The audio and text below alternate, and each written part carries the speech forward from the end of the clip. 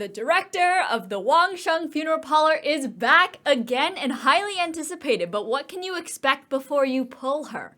I've had Hu Tao since her release and have been forming a list of things I think you ought to know before you make the pull. Hu Tao's damage comes from her charge attack during her skill. So I'm sure you've heard this 1.5 million times already, but without C1 you won't have any stamina, which means you can't dodge. Furthermore, any enemies that Hu Tao can pass through might leave you out of range for the next charge attack.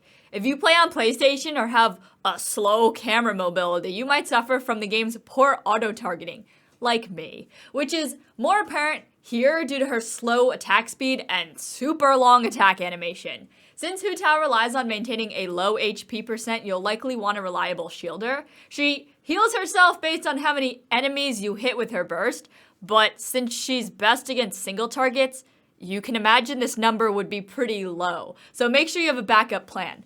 Zhongli. So, in return for all of these gripes, she does a ton of damage. Hu Tao's best place is in the Abyss since the overworld doesn't offer many situations where she can play well. Her skill is long and requires a lot of field time, so make sure you set up all your supports before you pop the skill. All in all, you can expect big PP numbers in exchange for a character that performs exceptionally well in very specific situations, despite there not being that many. So maybe pick another DPS for mobs.